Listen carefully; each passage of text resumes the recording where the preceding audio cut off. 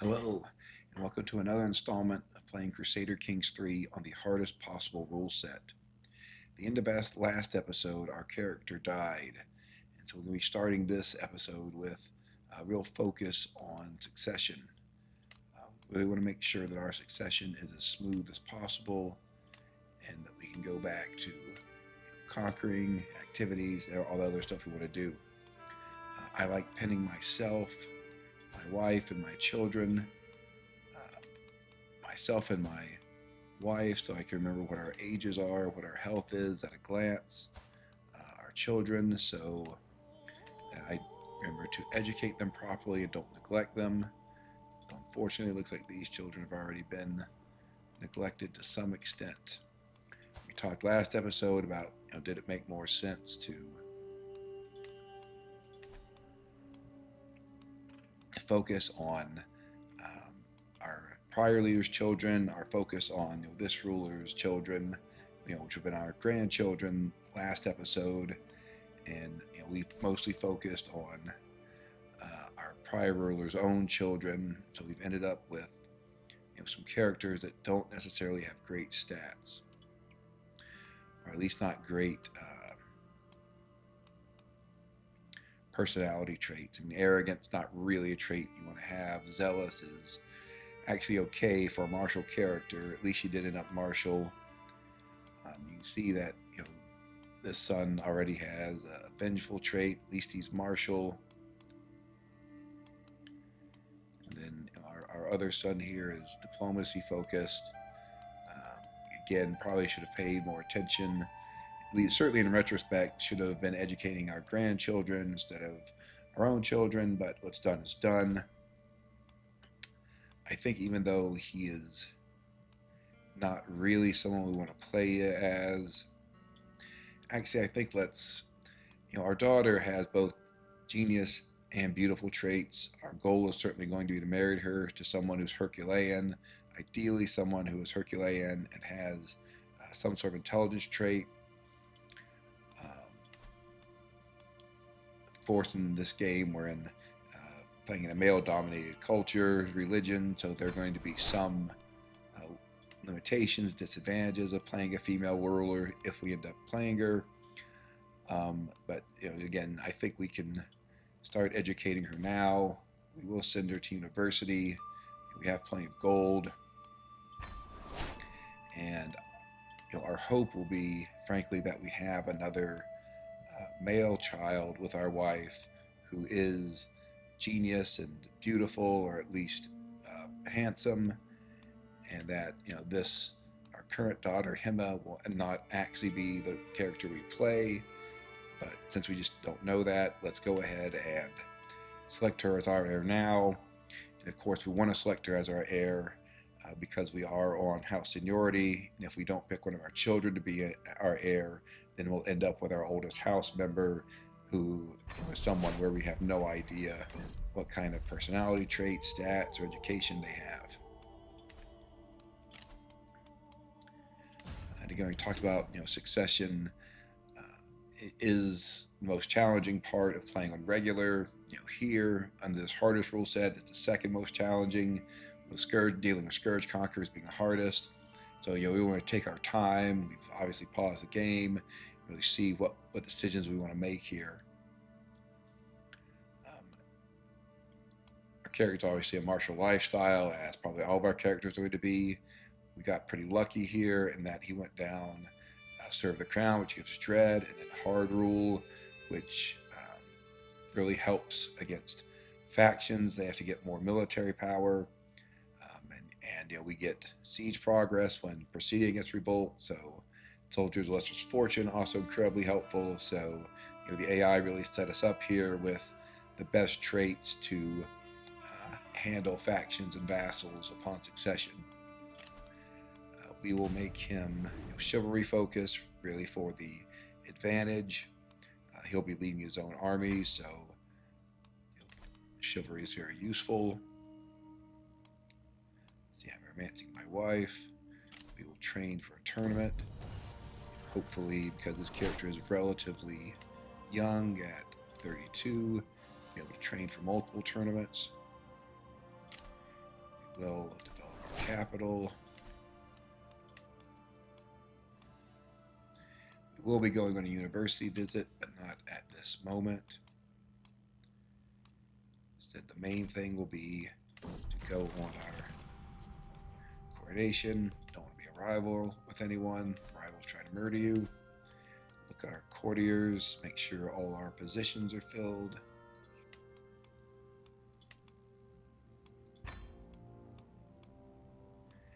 We do want to replace people who, because of age or otherwise, are no longer able to effectively perform their jobs, like these two people, for example.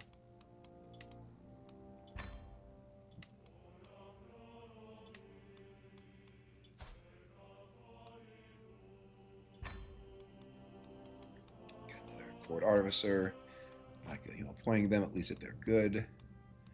Our wet nurse is not the greatest, but I think that's probably okay. We'll switch our physician to advanced research to give us more lifestyle experience. Put our caravan master prepare armies.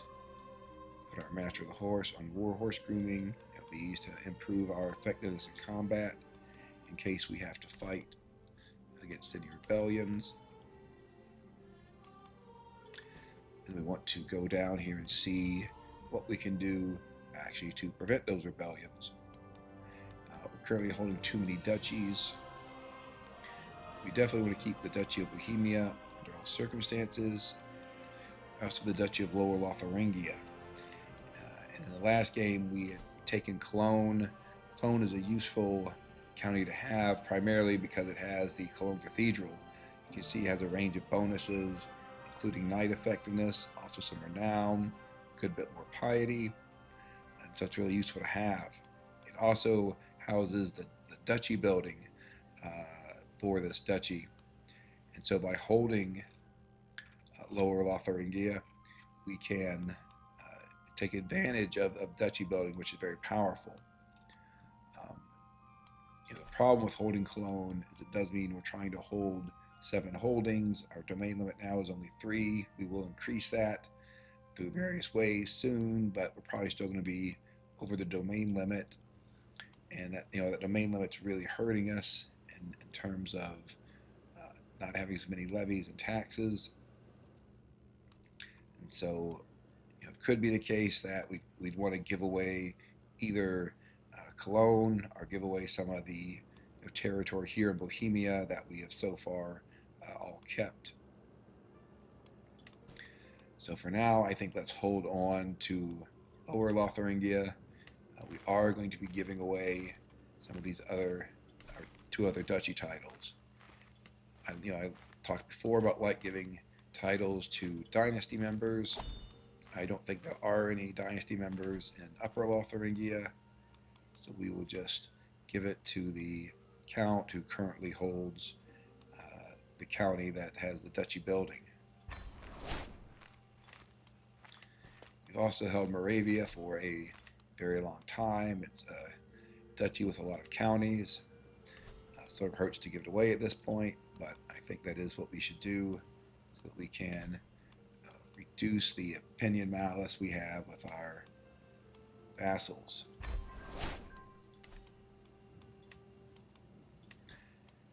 Also want to grant all vassals to their rightful liege. That proves the opinion the liege has of us. Also, if any of these vassals are rebellious, that makes them no longer our problem. The idea again here is just to have the smoothest succession we have. Ideally, we don't have any revolts. Though, again, because we're playing on the hardest rule set, we have 2 different rule changes, specifically playing on very hard and also playing with lesser realm stability, that both make factions and rebellions more likely. So chances are that we are going to have to deal with some rebellions. Again, I like having people pay as much taxes as possible. Levy's not really that important, so we'll change your contract, pay more taxes. We can ransom this guy for a pittance. we'll at least get this internal alliance.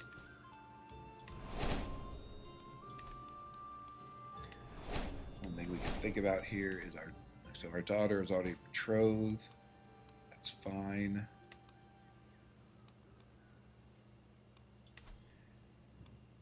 Obviously, we would normally want to use this son for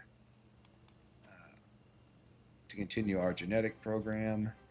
Let's take a look to see. In terms of allying with the Cumans, they are never going to help us in a war. It would prevent them from attacking us, but we already are a tribute of them, so they're not going to tributary of them, so they're not going to attack us anyway. So there's no reason to get that alliance. There are some other alliances here that would bring a good number of troops. I think let's hold off for now, kind of see how these factions develop before doing any of that in terms of making alliances. So obviously here we want to hold our coronation. We want to max it out in terms of potential magnificence. Do it on impress attendees, press our vassals in particular to make them less likely to rebel against us. Let's take a look at what these factions look like. So they're not that bad at the moment. The Liberty faction, we are currently at the highest level of crown authority. If we have to drop back to level 3, then take some time and try to raise it back up to level 4 eventually, that's not a huge issue. So if I have to give in to that Liberty faction, happy to do that. As far as the other factions that are trying to seek independence or seeking to take my titles, those we're not going to give in to. We can deal with them through bribing them or other means. We want our attempt to get more artifacts to continue. Here we can just tell them not to question our decisions.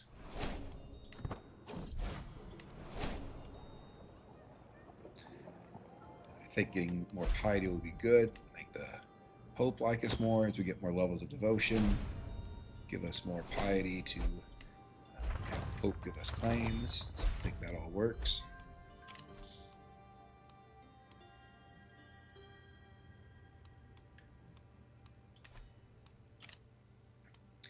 So here we're going to finish the Warfare Dynasty Legacy. Most significantly, that gives us another regiment that we can create. Go to our military here.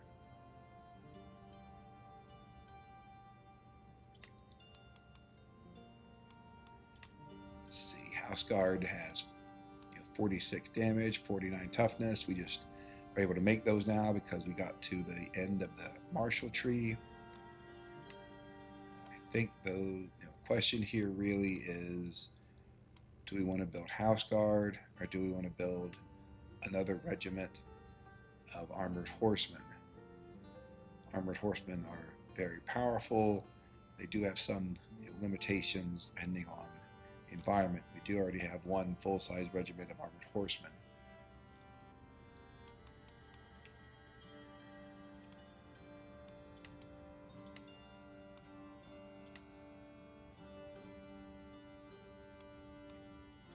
I think let's go ahead and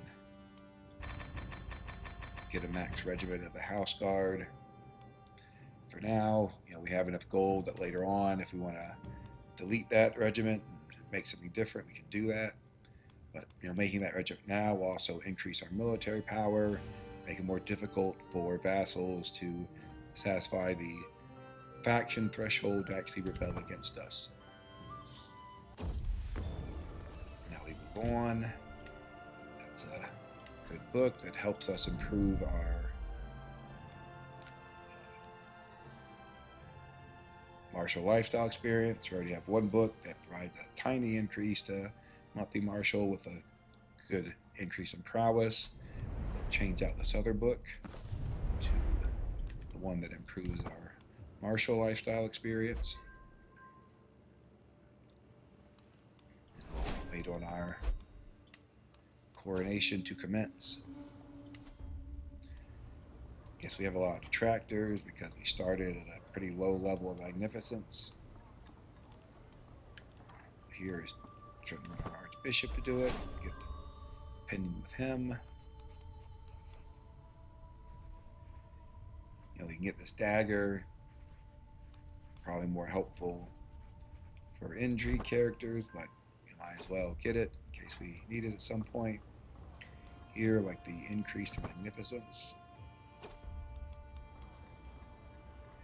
We don't want to do that because we're currently romancing our wife, so we will instead. Between these two, well, let's check how much. Yeah, I guess let's go ahead and get the cultural acceptance. Makes Hungarian vassals less likely to rebel against us.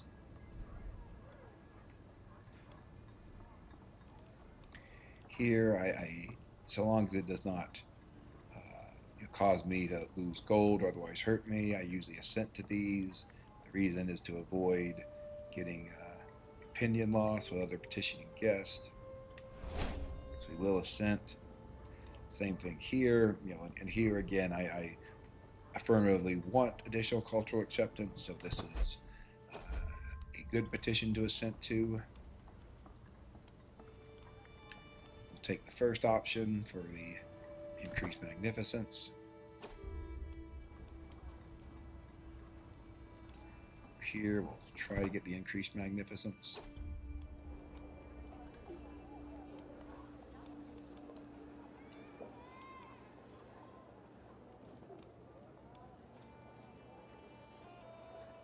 Here, we're doing some building, but not that much. I think we can probably manage our stress, so we really want to take the magnificence increase. That gets us, above level 4.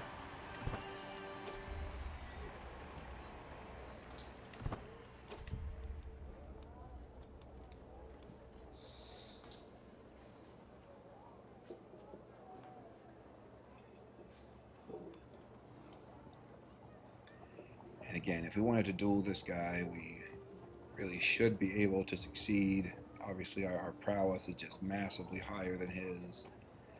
There's always the risk that we die, which would be unfortunate at this point. I think we play it safe and go with the second option.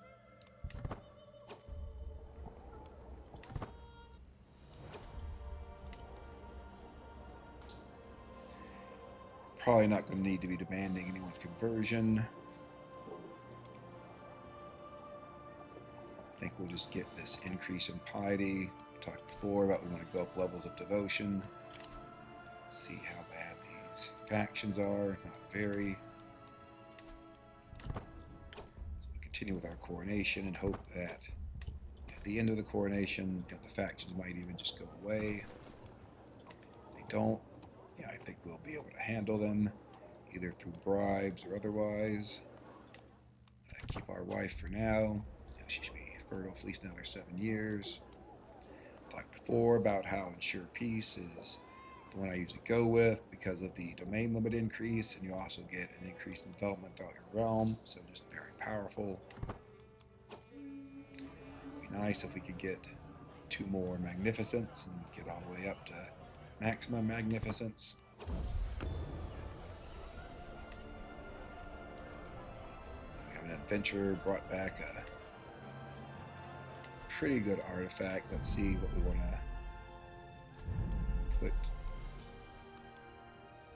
to have it replace.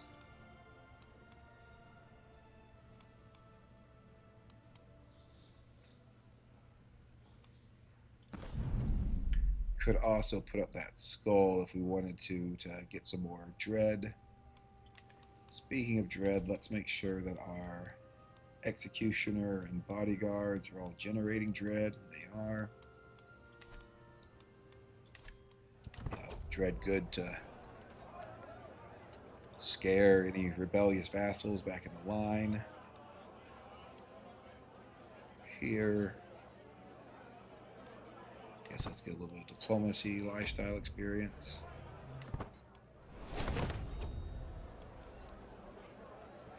And that should maximize our magnificence. Let's get the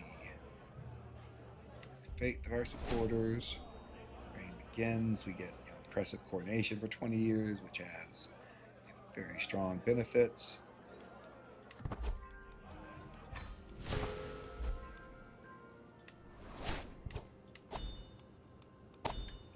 Our court grandeur dropped. I'm guessing that's temporary.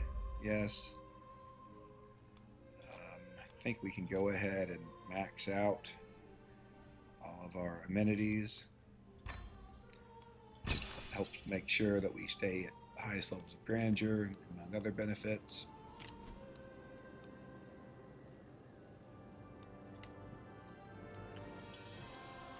So again, the magic number is plus 80. If someone gets to plus 80, that should cause them to drop out of the faction unless they have been forced to join. So let's see if we can bribe some of these people to drop out.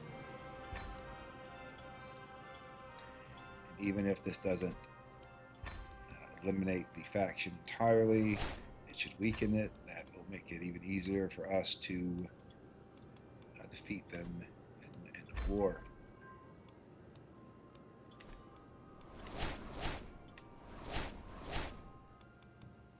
Next thing we want to do is have our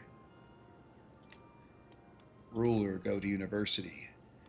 Since university depends on learning, we've switched our wife to patronage to increase our learning, though her own learning is quite low, so she's not providing much help in this regard, but every little bit counts. We have a university in Prague that we built a while back. Our ancestors did, so we'll just go there.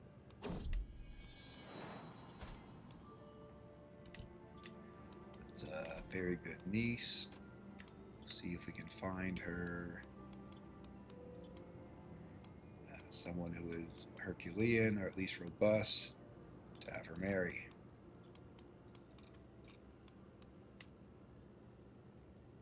So there are a couple of robust children there. Not seeing any that are Herculean. Match her up with this kid.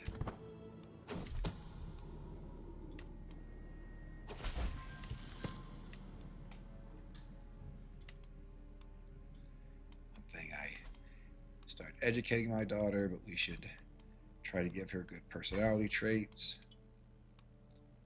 Sure, have her study a language. Hopefully we can give her one more personality trait before she matures.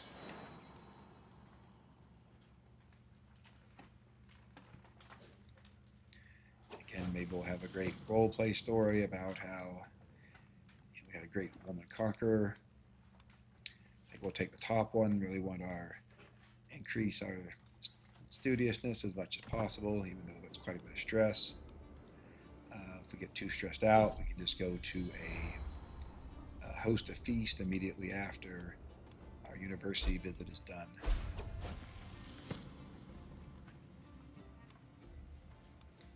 This is really a coin flip, but I think we take the risk.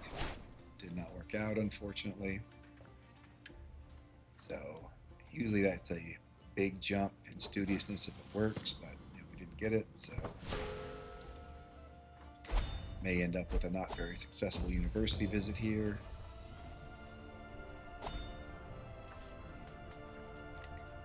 That is a very nice crown.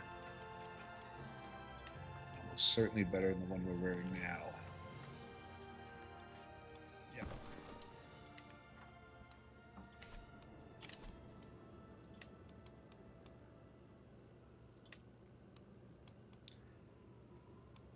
So we already have powerful vassals in 3 of our slots, and really here there's just a gigantic drop off between our current chancellor's diplomacy and the diplomacy of our 2 remaining powerful vassals, so we will leave our chancellor in place.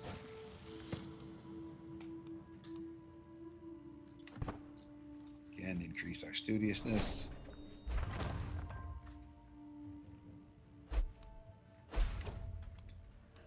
Looks like we still have some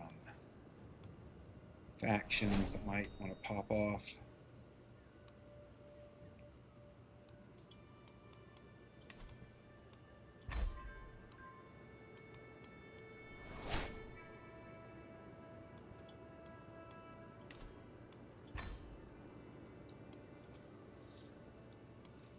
We have a few more months, so we'll see how that one develops.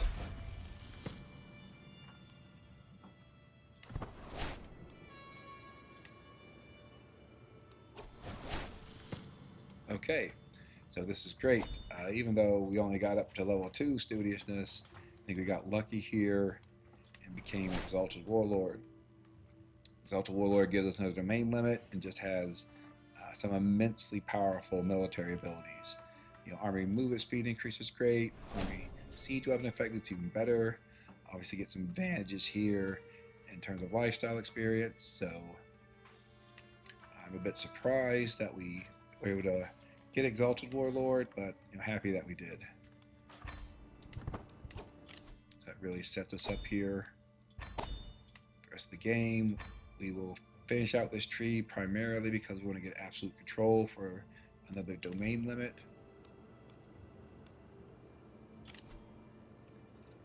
But now I feel really comfortable, even if this Liberty faction fires, which we're going to continue to see what we can do to prevent that from happening. If it does fire, we'll be able to take it. When I take a grand tour, one thing I wanted to look at is, because we're playing with a very hard rule set, we can only hybridize our culture every 100 years, but that is coming up. We'll be able to hybridize in 1184, so 17 years away. So I wanted to look at some other cultures here. I'd seen at one point that, okay, so we see the Rhinelander culture has been formed. It has a lot of good cultural traditions. I think we really want to look into hybridizing with that one. Fortunately, it's not in our realm yet. It's just in the Holy Roman Empire, but I think we'll be able to fix that. So I want to keep that in mind. If it had been in our realm, I would have taken a grand tour over there, held some cultural festivals to improve cultural acceptance, but I think obviously can't do that yet. For this trip, the last couple of times we went to our north and west. Let's go to some of our vassals in Hungary here.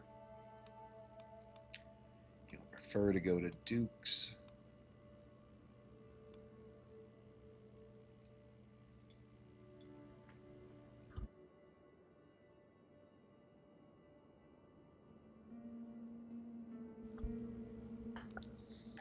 But it doesn't look like there are as many dukes over here, so we'll just take some of these counts.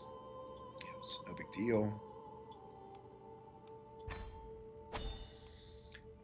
Not much danger. I think just for be completely safe, let's get some mountaineers, because the Alps are very dangerous apparently. Let's see if we can increase our prestige gain. We should almost certainly reach maximum success with 10 stops, so might as well drop this and save a little bit of gold.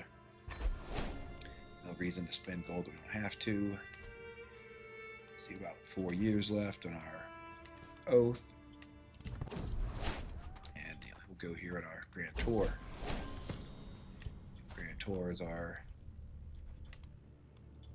incredibly useful. Got a lot of gold. Often get a good bit of renown. Get a very powerful modifier at the end. So if you have the gold, really worth doing them as whenever they come up. We certainly aren't doing that.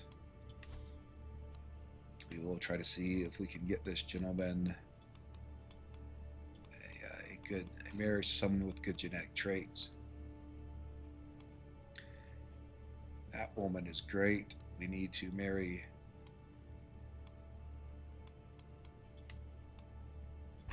her to this son.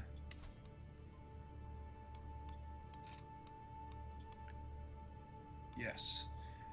Okay, so here you see you both have strong intelligence traits, and then beautiful and robust. Their children really should have all three traits and be able to take a strong blood decision. Obviously, the issue is, this kid is not currently not expected to be our heir, but still should help us in terms of advancing our genetics program. We'll just have her join us, especially since the other options create so much stress for whatever reason.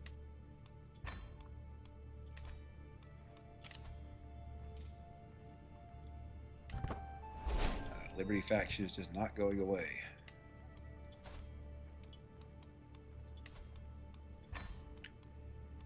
So I think our opinion with this guy, who's the second most powerful member of the Liberty faction, obviously keeps increasing. It means he's just one away. Of course, he might die. Also, we're also very close with this guy. I don't know that we can bribe anyone else. Let's wait a few more months. If we really wanted to get this guy out, we could try to give him something.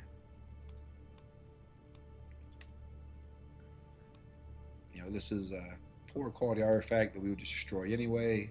We'll give it to him, get him over that plus 80 threshold, hopefully get him out of the faction, and maybe that'll be enough to cause the faction to drop below the military power threshold to rebel against us. Have an extremely good night here. Make a bow for us.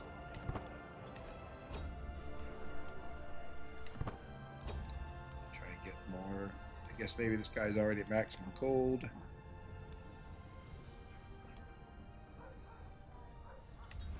Click on him. If he is in a faction, that would cause him to get out of it.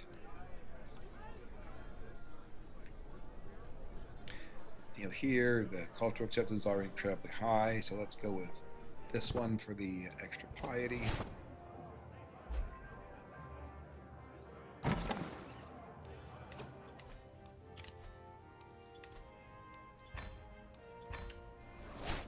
Get more artifacts. So we're just really right on the threshold of getting rid of this faction.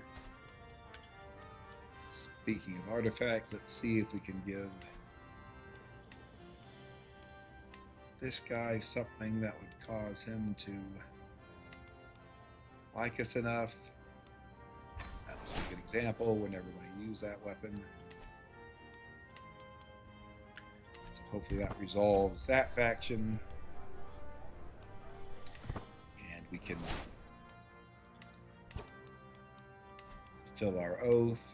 And right after our oath is done, go back to conquering, particularly trying to get enough counties to usurp the Holy Roman Empire. Sure, you're our friend. Make sure still virtue is still on.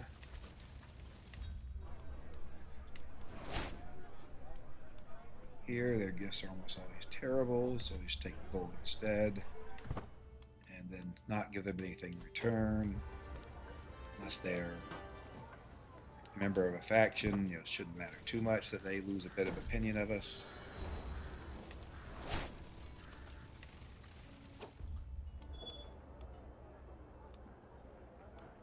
Here, increase in vassal taxes, get gold here, that can work.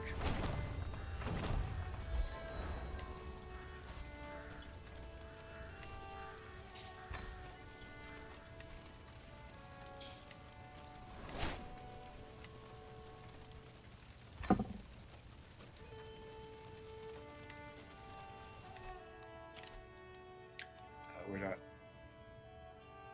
giving our suzerainty to our courtiers, though what is more interesting there is that our suzerain has changed, and also that he is 15. which obviously this realm has been ruled by scourge conquerors for basically the entire game, but a minor cannot inherit the conqueror trait. And you can see he's 15, which is just 1 year short of being an adult. So since he was a minor, he lost the scourge conqueror trait. Now they are much more vulnerable. You can see they still have a very large military and plenty of gold. But we could see their realm start to fall apart. Now that's no longer ruled by a scourge conqueror, and obviously creates opportunities for us, though we have a very favorable contract where we're not actually paying them anything. So at the moment, no real need to concern ourselves with that. Just sort of keep an eye on it as we go forward.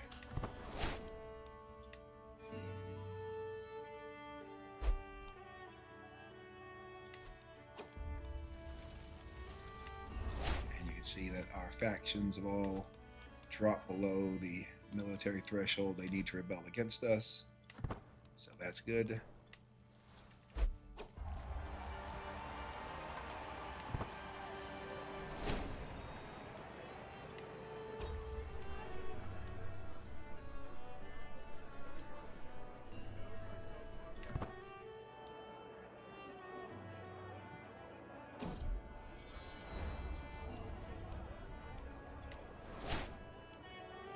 Just picking there to get the highest possible quality artifact. Again here, let's increase cultural acceptance.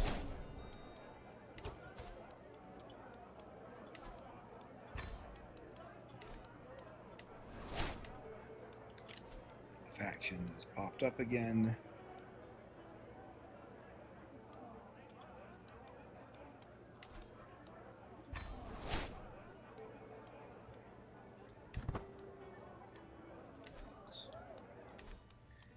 Wait a little while, continue improving their opinion of us through as our reign continues to progress. We'll lose the short reign penalty, start getting a long reign bonus, and also our chancellor here is working on domestic affairs, so should be increasing their opinion. So hopefully that faction will go away without us having to do anything.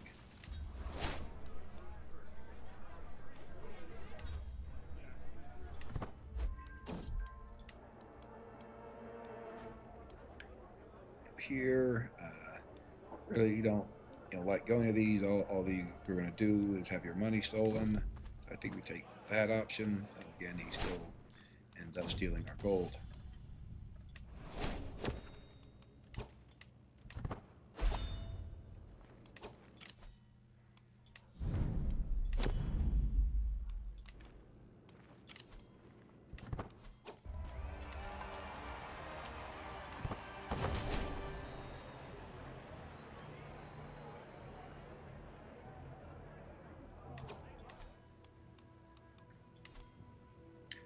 The other thing you can do, which I'm probably going to do here, is again the ability of a faction to fire is tied to their percentage of military power as compared to your military power. The more military power you have, the harder it is for the faction to fire. And one way to get temporarily a little bit of additional military power is to hire a mercenary band or two. So I think let's hire a mercenary band. Obviously costs a lot of gold, but I think in the long run we'd rather do that than have the faction fire, or when it does fire we would just give in and go down to crown power 3. But instead of doing that, let's hire some mercenaries, temporarily increase our power, and see if that's enough to get rid of the faction. So here, usually these gifts are terrible, but this time our vassal wants to give us a very good gift, and so we will accept that. Still won't give her anything in return, though. Let's see what trinkets we want to equip here. generally want to focus on the best ones.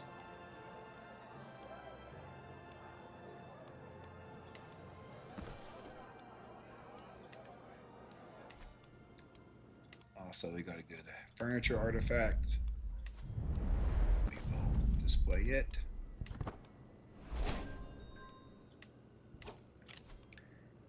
And that faction should be going away. That hiring those mercenaries gave us enough power. Obviously, the mercenaries will go away after 3 years, but by that time, we'll have more bonuses as the length of our reign increases, and from our chancellor working to improve vassal opinion.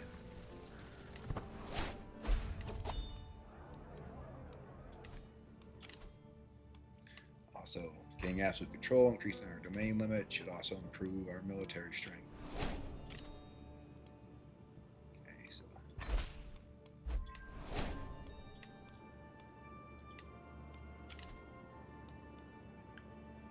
we have no reason to accept that betrothal. There's no alliance even. Let's continue on our grand tour. One of our sons is growing up. Unfortunately, he did not get the 4-star military trait. He's still okay though. Let's see about getting him a wife who is either Herculean or beautiful, or even better if she would be both. So that's highly unlikely at this point. This Herculean girl looks like a good choice. Again, he is currently not set to be our heir. But our daughter is, so let's take another look at her. Is anything, yeah, certainly want to give her aggressive attacker. It's a mediocre bow. Wife did have another child, though it was a daughter who did not have any intelligence traits, so not someone who we would pick to be our heir.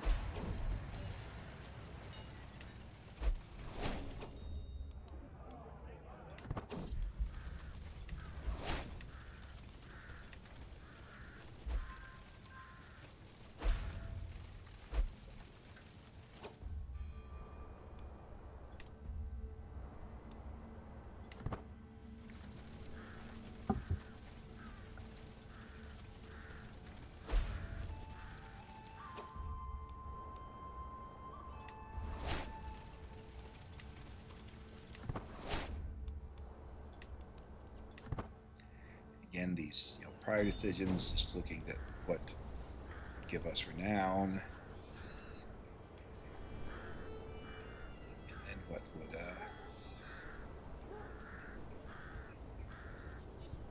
guess we'll have these people join our court. And we're certainly not giving this guy any of our courtiers, and probably not going to be paying attention to him much at all, really.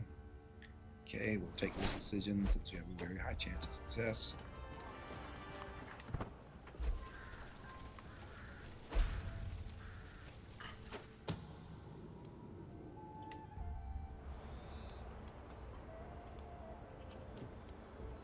Survey the lands for more gold. Let's take a look at our domain. Obviously, we can build some more buildings. Mostly our fortifications, but there are other things we can build as well.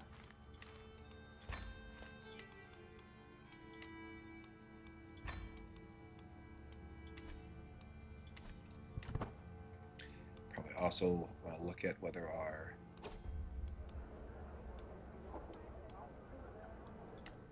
regiments are stationed in the best holdings for their type.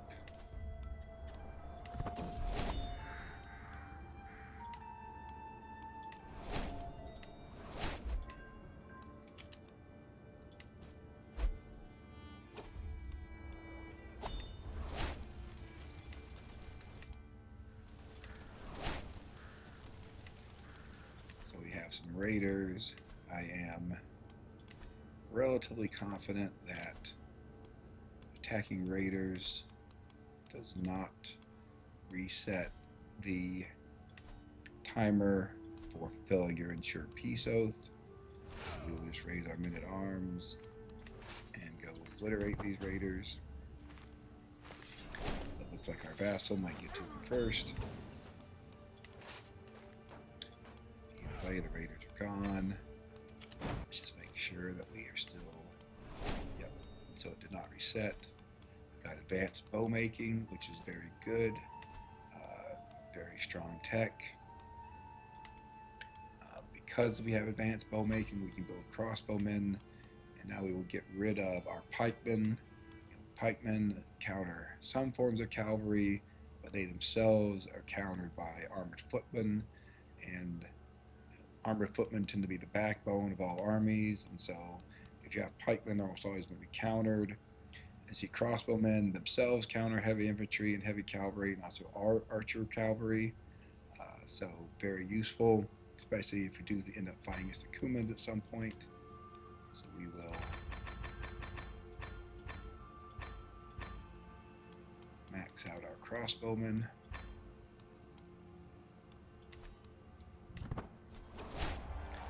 Again, want to build everywhere we can, and then we will take a look at how we want to reorganize our regiments in terms of where they are stationed.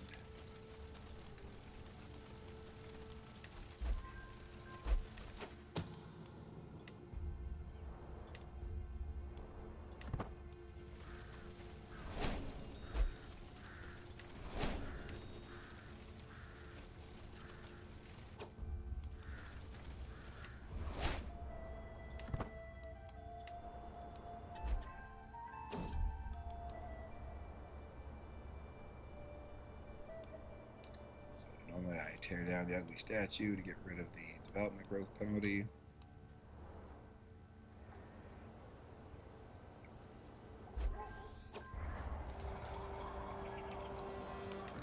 And now we're heading back home.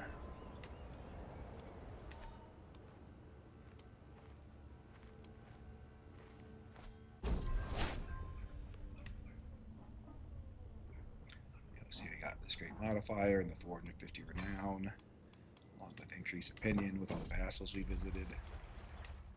We did successfully romance our wife.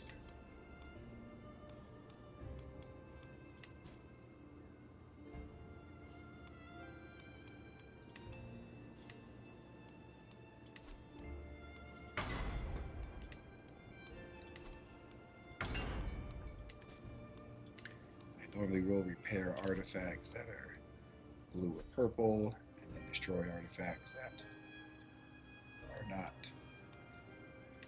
So here I have talked repeatedly about the importance of getting foot experience in the hostile looter trait. We'll go over that again.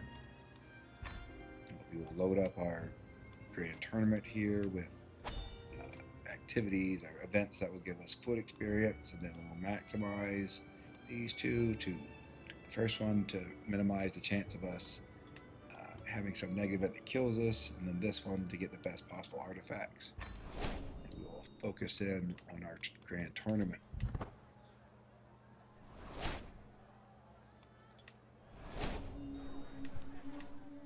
Again, really looking to increase our score through the tourney grounds, and then go to the temple for the possibility of getting more renown, and also getting the event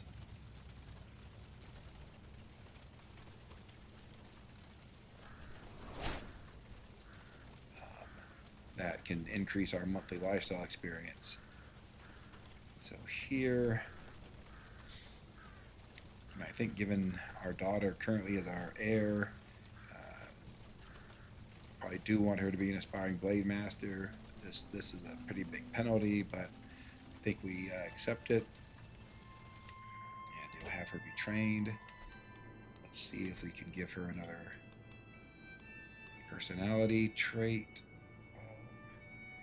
Can in a few more months if she does not become 16 before then, so let's try to keep an eye on the date and do that if we can. Let's go ahead and finish out the overseer tree here.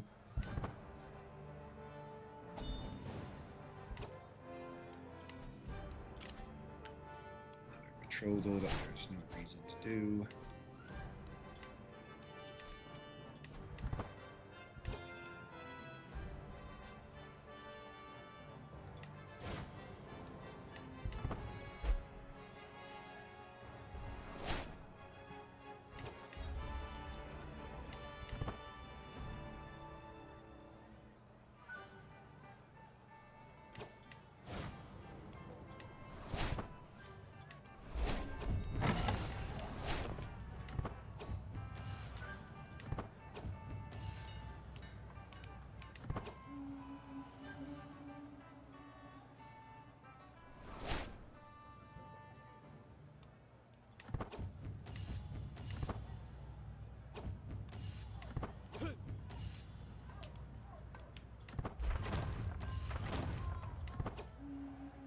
So lost in the second round of wrestling, unfortunately.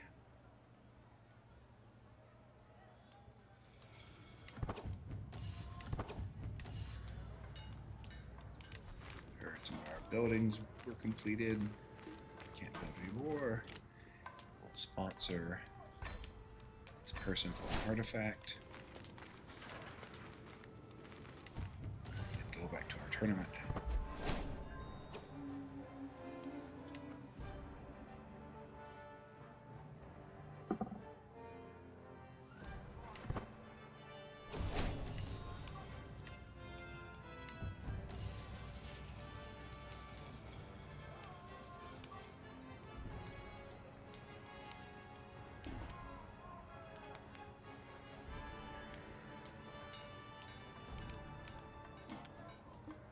This one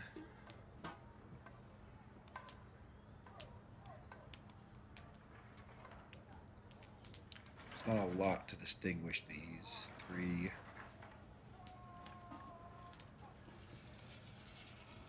Guess let's go with the bottom one.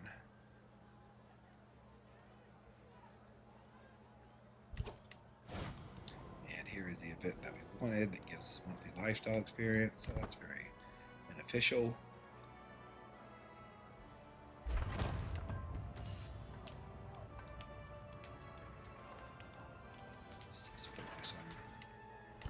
Score increase.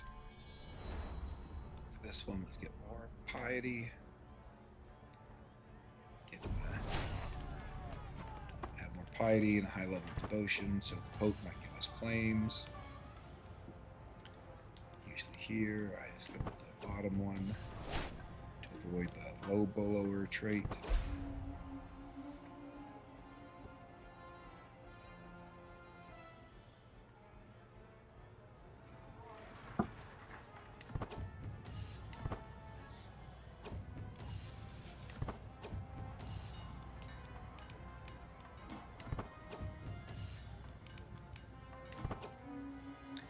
Again, we lost in the second round, unfortunately. I generally don't bother with getting the tyranny from disqualifying someone. I just move on. The character is young enough that they'll have more grand tournaments, so hopefully he'll perform better.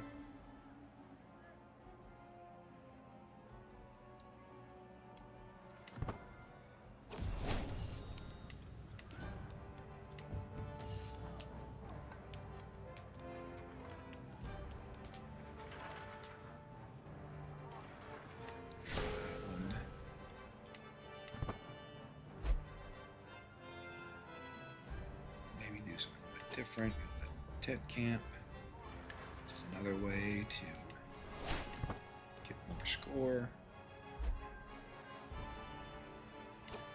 Instead of just going to temple over and over again.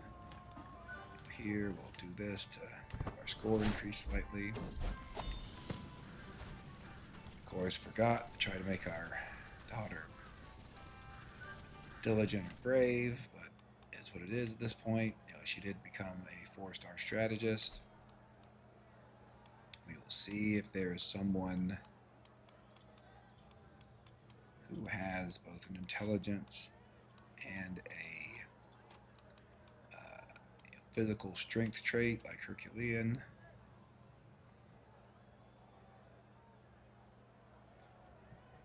Unfortunately, I am not seeing anyone like that. Not even seeing anyone who's Herculean. One very young child.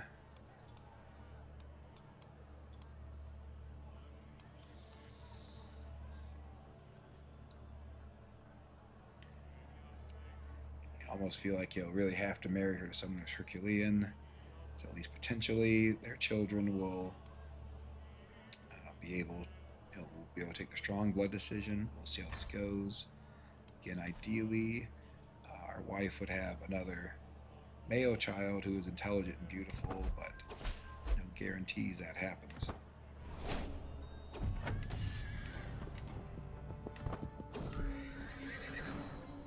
Speaking of which, cross our fingers, and no.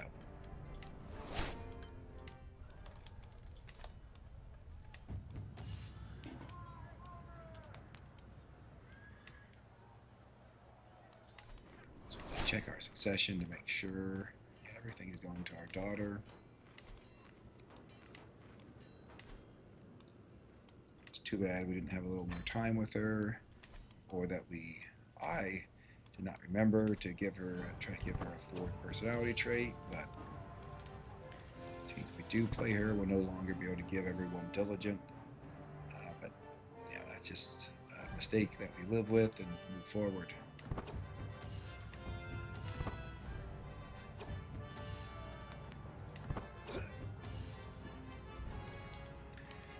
Also the issue that if we do usurp the Holy Roman Empire, women cannot inherit under the princely elective succession rule that is in place for the HRE. We can remove the princely elective succession rule, but it's quite expensive. It takes like, I think, 10,500 prestige, so we'd have to build up to that.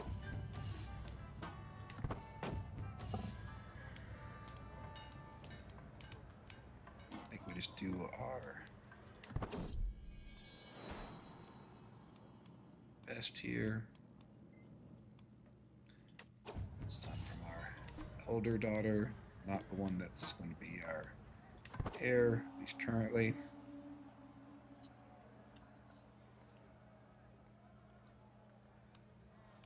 And at least we did win our joust.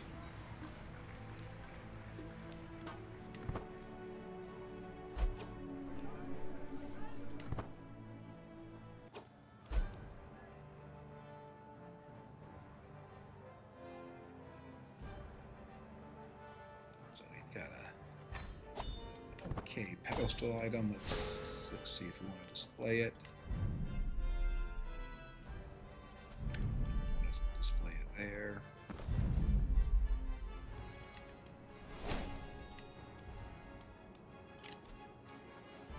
We have some peasant rabble. It's a bit annoying. If we fight against the peasant rabble, it does reset our ensure peace oath, so basically we would just have to give in to them. A bit annoying, but not a huge deal.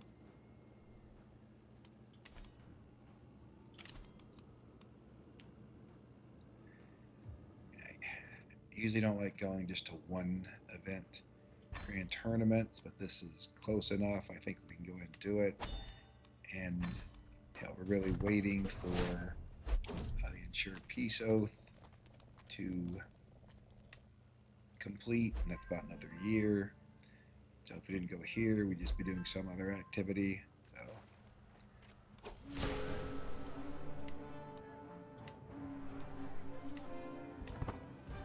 let's see what we can get for this horse race. It's never clear to me which one of these is better or worse, so let's go with the first one.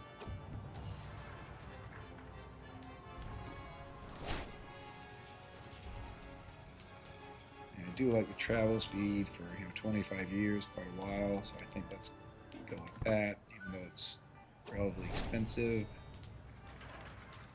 Again, turned on the nudity filter. Either of these, it doesn't really matter. Normally go with loss of stress, but we don't have any stress.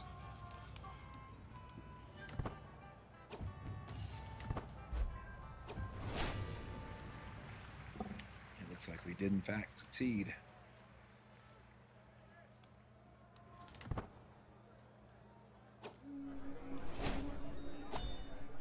Did not get a artifact that's really worth anything. So here I like to get stalwart leader because we will be leading our own armies. And after that, we're going to go through the entirety of the strategist tree, which has a lot of powerful benefits, particularly sappers, which is what we're going to need to rely on for most of our siege speed, along with the fact that we are a exalted warlord.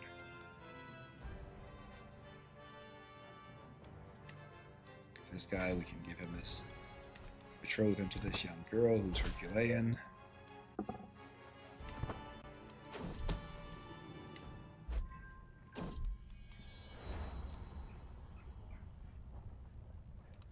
Yeah, I don't really like changing my amenities, so we'll leave them where they are.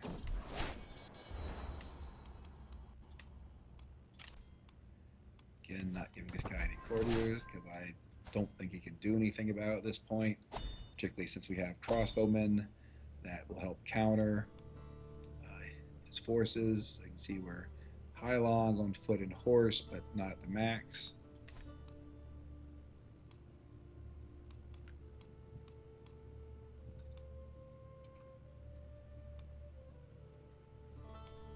So the question here is either pilgrimage or feast. I think because of some of the issues we've had with factions, let's go ahead and hold the feast. We'll max out both of these. Want the opinion gain so that our vassals like us a bit more, make them a little bit less unruly. Check to make sure, yeah, the only faction still an issue is the peasants. I guess really we are well below the faction thresholds for all of our vassals.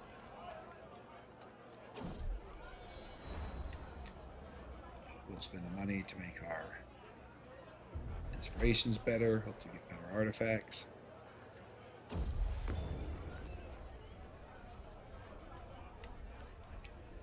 That one is pretty good. I guess we'll see if there's something we can replace.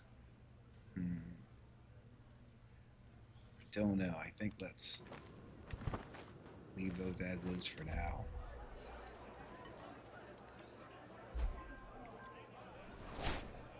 And just to go back and explain this decision a little bit, the tapestry we just made gets some good attacks increases, but this tapestry we want for the dynasty opinion increase, which we do have many vassals that are dynasty members. This one gives its own tax contribution along with court grandeur bonus, renown.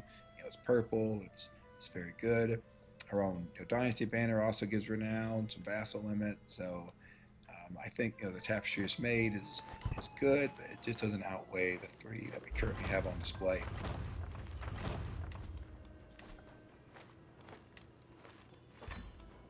Maxing out some of our fortifications here. So in the event that anyone does try to attack us, it'll be much more difficult to siege down our holdings in our domain. This one to increase people's opinion of us. Since we already didn't have much stress, we didn't need to pick the top one. So that gives maximum stress relief.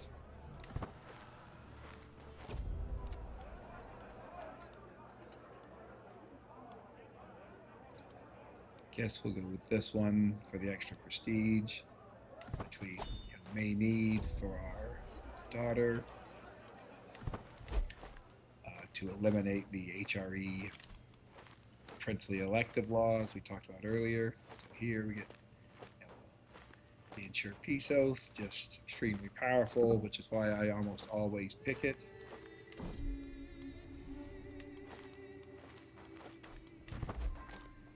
And now when this peasant faction does fire, we will just fight it. And it looks like it won't even fire.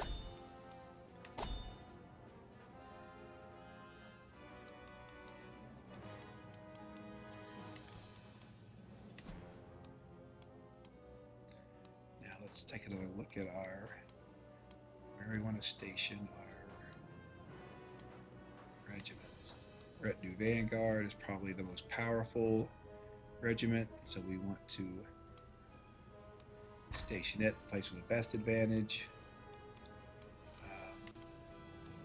Armored horsemen are probably next. Looks like Pilsen. Yep.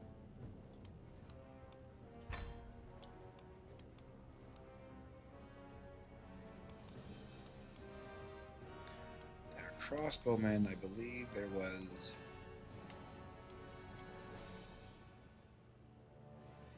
Yeah, so here, if we had another slot, this is where we would put them, but we don't yet. I think we will, I guess we'll put them there now anyway. And then, the House Guard are very good, so we'll look at them next. And we'll station one of these Samarajnosh over in Cologne.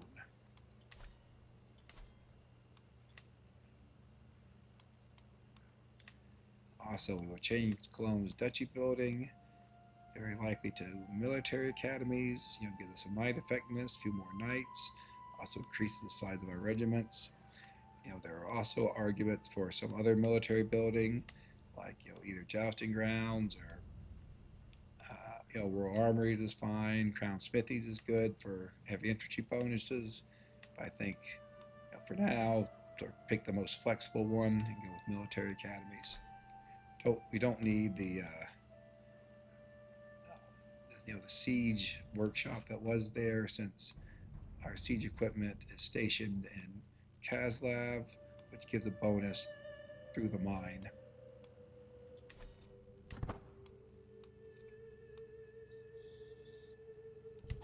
And now it is time to start our wars. And we still need 21 more counties. As I recall, I believe we have some claims from our father. Not very many, actually.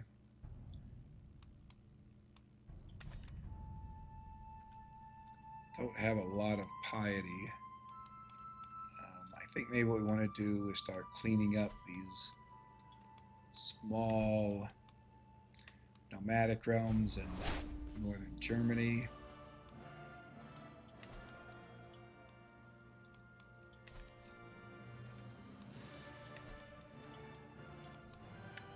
That will give us counties. Looks like a lot of them are allied to each other.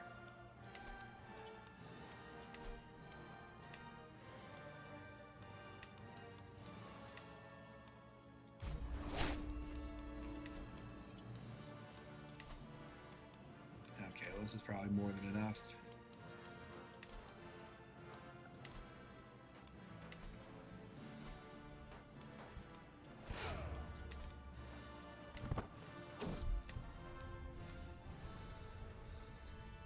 So this, this one, I do like the holding taxes here, and really don't like the loss of holding taxes. I mean, it's a big defender holding advantage. On the other hand, I think let's hope we don't need the defender holding advantage, and again we have stalwart defenders, and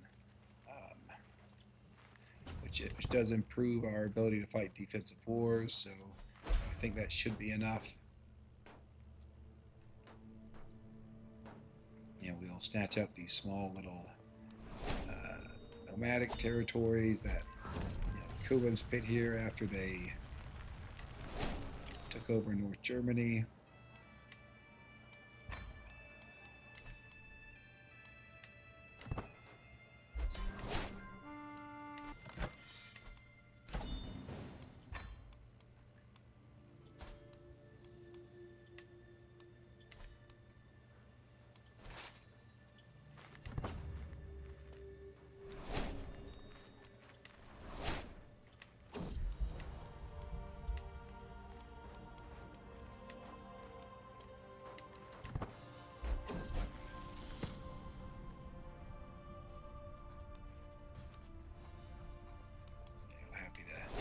See if she can increase our martial for a while. Let's make sure she is on. Yeah, we have left her on patronage. We want her to assist us across the board.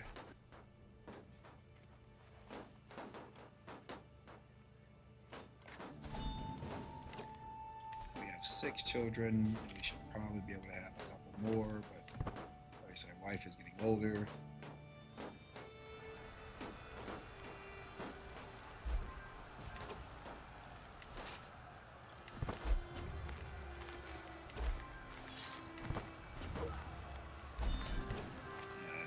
Disappeared quite quickly, but you can see with this military character exalted warlord, we had a just genuinely massive advantage there of 72.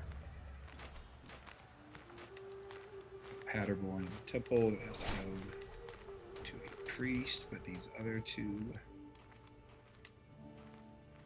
territories, they're in different duchies, but I think we still just give them to family members, particularly our brother, who's a very strong character in his own right. We will continue conquering from there.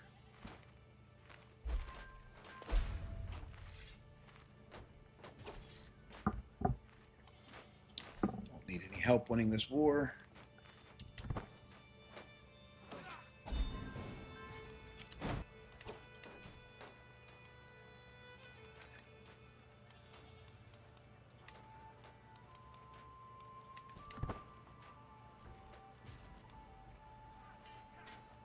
When we do win this war, we're going to look at who we can vassalize. Probably should have done that before declaring wars, but relatively minor error.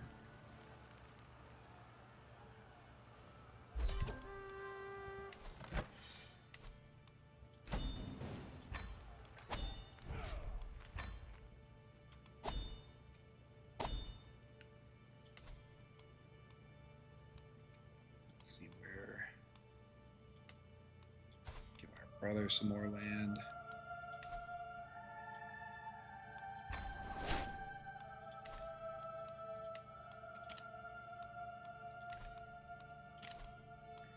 So that's a pretty good grand tournament.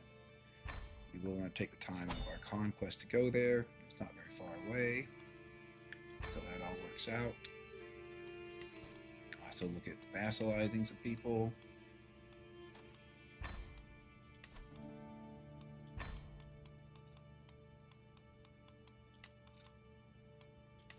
Negotiate an alliance with our brother.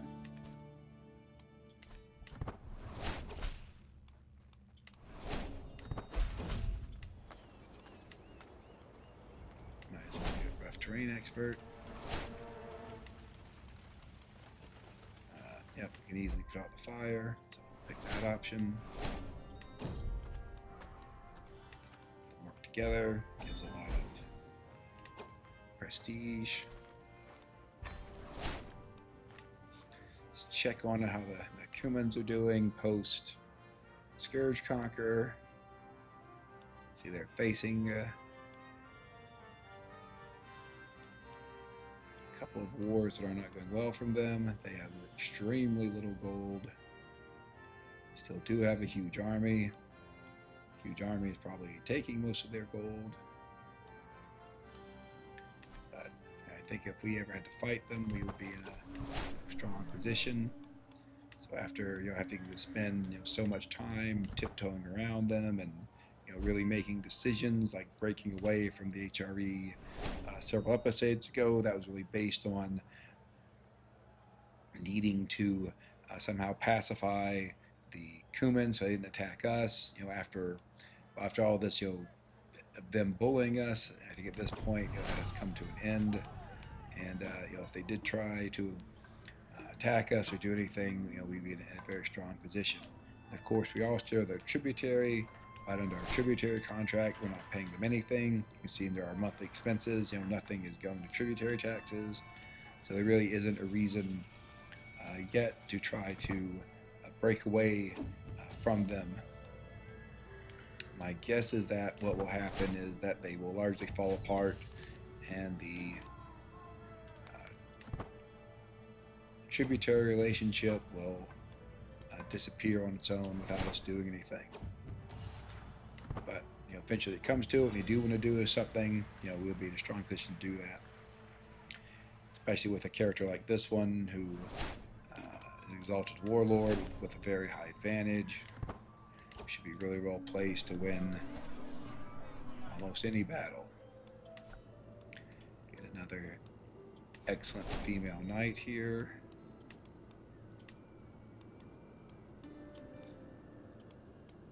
Marry her to a guest of someone who also has high prowess.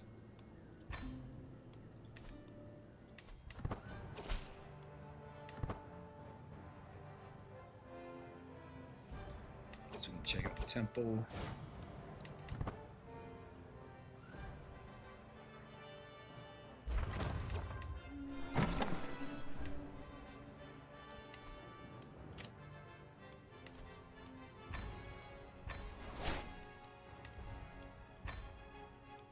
A couple of adventure inspirations, which are usually very strong. Always want to have them search for unique artifacts.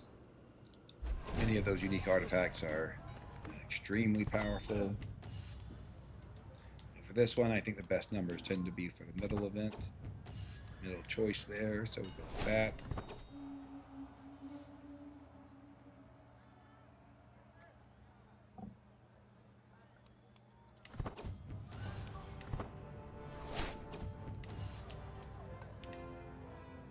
Let's check on our heir, particularly if she's had any children. She is pregnant. I don't think we want to repeat the mistake we did with our last character. Here we will want to raise her grandchildren to make sure they end up as good as possible. Particularly see if we can get them to be diligent, which is a trait that she does not have. And I'm a big fan of diligent, just it gives a ton of stats, 8 total stats, more than any other personality trait.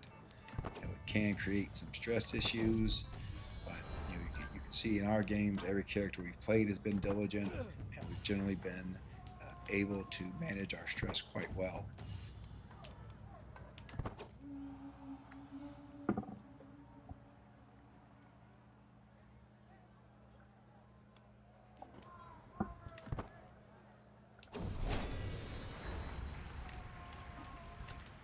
So we did win.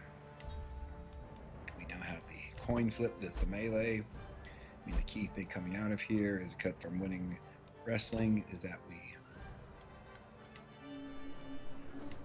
should be at the maximum level of in the footpath of the Hostilitor, which will allow us to increase our army size, which will make us even more effective, more militarily powerful.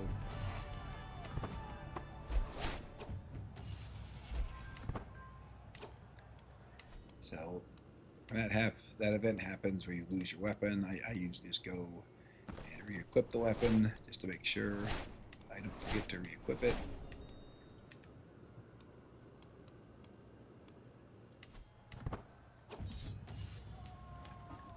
We can have this woman join our court.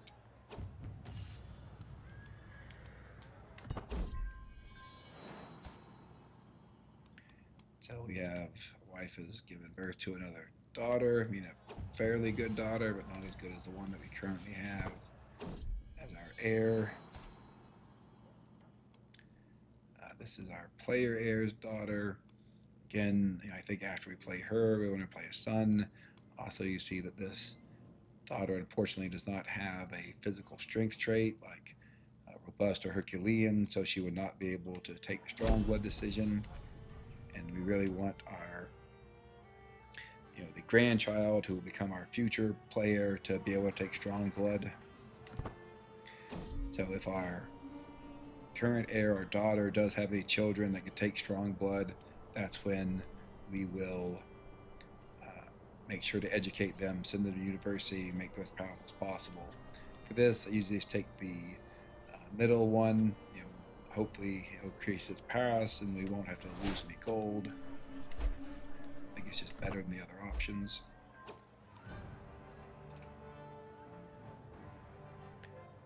did win, some trinkets and such. Could take another look at our trinkets, and I think those are probably equivalent to the ones we have. For this, don't really want to enter into a regency. Usually vassals will take care of disasters. If I have to spend money on it, I will, but no reason to end up in a regency.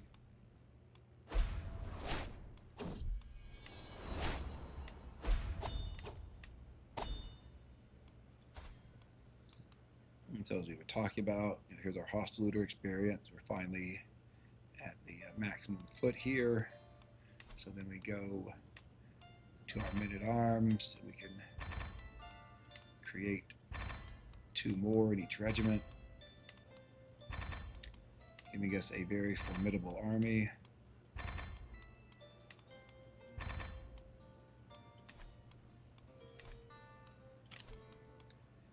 There is another grand tournament we could go to, but I almost think I'd rather do some conquering. Okay, so I guess this isn't surprising.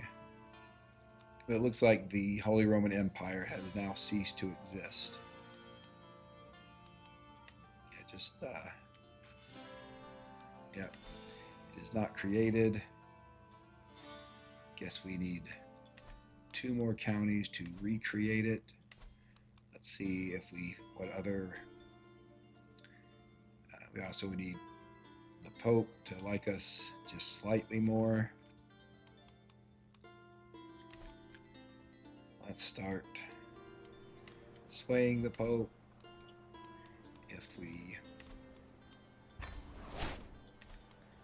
acquire the territories and we haven't swayed him sufficiently, we can just bribe him, and then we'll have enough to put the Holy Roman Empire back together. Frankly, I was about to end the game, but I think let's go ahead and put together the HRE. Speaking of bribing people, let's bribe this guy to become our vassal in normal terms. This woman, we should be able to do the same thing. Which again, we spent all that time in early episodes. I know it probably was not the most exciting thing, but I did want to show how you build up your income, and now you can see all the benefits that we are getting from having that high gold income, all these buildings in Bohemia that we've been relying on.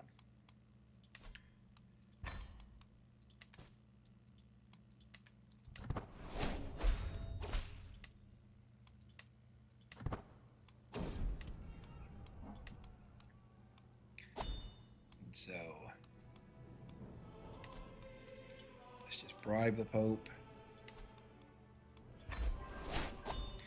One thing worth noting is you've probably seen is on this level of difficulty, particularly very hard, the Pope just will not give you gold. I guess what's interesting here, actually, I take it back, right? If we were broke, or if we had very little money, and so we didn't have that -75 for being already wealthy, I think he actually would give us gold. But still, it's very rare that the Pope will give you gold compared to a regular game. Regular game every 5 years of what it is. You just go to the Pope, ask for money. Here, he's very unwilling to give you any money. A bit easier to get claims, as we've seen. And so here we can proceed restoring the Holy Roman Empire. There's a part of me, I guess we should at least consider, we could hold off on doing it and letting our daughter do it, but we may be playing this character for another 30 years or so. The issue is, somewhat strangely, a woman can form the Holy Roman Empire, but she cannot inherit or be elected to be Holy Roman Emperor after it has been formed. But again, I think we can get rid of that princely elective law at the cost of a huge amount of prestige, and that is almost certainly what we'll be doing.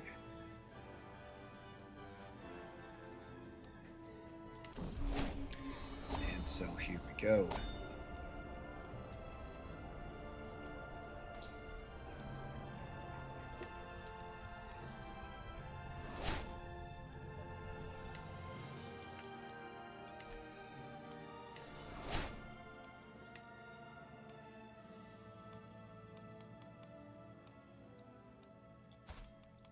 So because we are emperor, we get another domain limit. So we are actually within our domain limit. We will clear the title succession law, which I'll admit I actually enjoy playing under princely elective. You get vassal emit, you get more vassal opinion.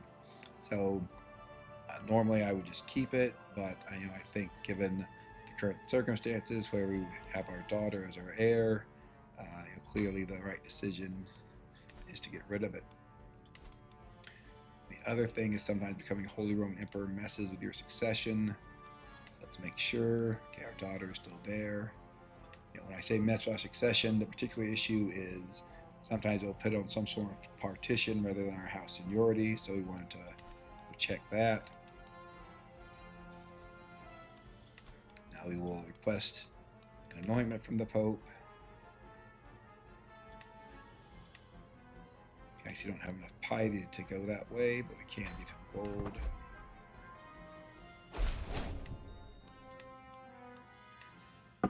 And then, we've been playing for quite a while, so I think we will call this episode here.